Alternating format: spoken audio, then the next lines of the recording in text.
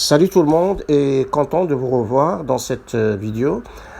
Aujourd'hui, je voudrais vous parler, si vous me permettez, d'une erreur courante que l'on commet lors de la détermination de la limite d'une suite du type u indice n plus 1 égale f de un. F, c'est une fonction. Alors, quand on trouve plusieurs solutions d'équation f de x égale x dans l'intervalle i où on travaille, alors, cette erreur consiste à dire directement que la limite de la suite, c'est la plus grande solution de l'équation f de x égale x dans i, lorsque la suite est croissante. Et vous dites que la limite est la plus petite solution dans i de cette équation lorsqu'elle est décroissante. Et ceci est faux. Et vous risquez de perdre des points avec ce raisonnement. Alors, sans plus tarder, donc, je vais d'abord vous proposer un contre-exemple tout simple et après, je vais vous montrer ce qu'il faut faire dans cette situation. Alors, commençons d'abord par le contre-exemple. Alors, donc, je considère une fonction qui est définie sur R tout entier par f de x égale 1 demi x si x supérieur ou égal à 0 et f de x égale x si x inférieur strictement à 0. Et puis, je considère l'intervalle fermé i égale moins 1, 1. Alors, je vous laisse le soin de vérifier ces résultats. Alors, d'abord, f, elle est continue sur i. N'oubliez pas d'étudier la continuité en 0 à part. Puis, vous allez montrer que f de i est inclus dans i. Vous allez trouver que f de i, c'est l'intervalle fermé moins 1, 1 demi. Et moins 1, 1 demi, c'est bien inclus dans l'intervalle moins 1, 1, fermé moins 1, 1. Après, je considère la suite u indice n définie par u indice 0 égale 1 et u indice n plus 1 égale f de n pour tout n de n. Alors, vous avez ici encore des questions, je vous laisse le soin de les chercher. Alors, vous allez démontrer par récurrence que pour tout n de n, un supérieur ou égal à 0. Petit b, vous allez montrer que un est décroissante. Par exemple, il suffit de chercher la différence un plus 1 moins un. Et vous allez utiliser la question petit a. Vous allez trouver que cette différence, elle est négative.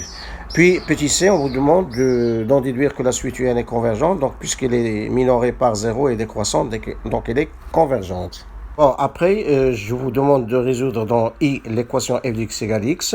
Donc, sans problème, on trouve que l'ensemble des solutions, il y en a une infinité. C'est l'intervalle fermé moins 1, 0. D'accord ? Voilà, et après je vous demande quelle est la plus petite solution de cette équation. Donc la plus petite solution de cette équation, donc dans l'intervalle moins 1, 0, donc c'est moins 1, voilà. Et après je vous demande de calculer la limite de cette suite. Donc vous commencez d'abord par préciser, comme ça a été dit dans une autre vidéo, que la sixième condition, c'est-à-dire il faut vérifier que la limite de la suite appartient à i. C'est facile à vérifier, d'accord? Donc après vous allez en déduire que la limite de cette suite est solution d'équation f de x égale x dans l'intervalle i. Et puisque la plus petite valeur, la plus petite solution de cette équation d'intervalle i est moins 1, comme la suite un est décroissante, donc vous allez me dire que c'est moins 1, alors que c'est faux. La limite de cette suite un, c'est pas moins 1, malheureusement, c'est 0. C'est la plus grande solution, c'est pas la plus petite. Voilà, pour vous dire, donc, là aussi, on applique quelque chose de faux. D'accord? Donc, vous risquez le jour du bac d'avoir des surprises si vous utilisez, donc, ce raisonnement. Alors, maintenant, je vais vous montrer ce qu'il faut faire. Alors, dans cet exemple, c'est justement, elle appartient à i, la limite de la suite appartient à i qui va résoudre le problème. Parce que, comment montrer qu'elle appartient à i? Donc, vous allez dire que nous avons un est supérieur ou égal à 0, d'après la question petit a.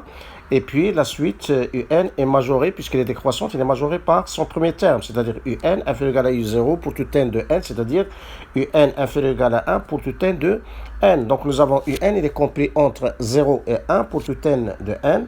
Donc, par passage à la limite, donc L est compris entre 0 et 1. Et par suite, L appartient à I. Voilà, je reviens maintenant à ma question. Donc, puisque L est compris entre 0 et 1, donc, pardon, Donc, puisqu'elle appartient à l'intervalle 0, 1, d'accord? Donc, et puisque les solutions de l'équation f de x égale x sont les éléments de l'intervalle moins 1, 0, donc la seule valeur qui marche, c'est 0. Donc, la limite L égale 0. Je vous propose encore un exemple. Je suppose qu'on a une fonction f, un intervalle, l'intervalle fermé à E, je suppose qu'on a défini la suite u indice n par récurrence, hein, un plus 1 égale f de n pour tout n de n, et le premier terme u0 c'est 2. Et je suppose que cette suite est convergente et sa limite est L. Et je suppose enfin que les 6 conditions sont vérifiées, hein, pour dire après que la limite de la suite est solution de l'équation f de x égale x dans i. Et je suppose, hein, que les solutions de l'équation, hein, sont 2,5 et 1,5 dans l'intervalle i. Attention ici, c'est tout simplement un exemple, hein. Alors, je vais vous montrer comment calculer la limite de cette suite, comment calculer L, dans le cas où un est croissante et dans le cas où un est décroissante. Alors, commençons d'abord si un est décroissante. Alors, dans ce cas, on sait que la suite, elle est majorée par son premier terme, u0. C'est-à-dire, quel que soit n appartenant à n, un inférieur ou égal à u0. u0, c'est 2, c'est-à-dire, quel que soit n appartenant à n, un inférieur ou égal à 2. Et par passage à la limite, donc, on aura L inférieur ou égal à 2. Alors, puisque L est inférieur ou égal à 2, et puisque les solutions sont 2,5 et 1,5, c'est-à-dire L aura l'une de ces deux valeurs-là, donc L ne peut être égale que 1,5. Donc la limite c'est L égale 1,5. La limite de la suite UN c'est 1,5. Et si la suite UN est croissante, donc on va opérer de la même façon. Donc on commence par dire que la suite UN, puisqu'elle est croissante, on sait qu'elle est minorée par son premier terme U0. Donc quel que soit n appartenant à n, UN supérieur ou égal à U0, c'est-à-dire quel que soit n appartenant à n, UN supérieur ou égal à 2, parce que U0 égale 2, d'accord? Par passage à la limite, donc nous aurons L supérieur ou égal à 2. Et puisque L ne peut être que 2,5 ou 1,5, et elle est supérieure ou égale à 2, donc la limite, automatiquement, c'est 2,5. Donc, limite UN, ça sera 2,5.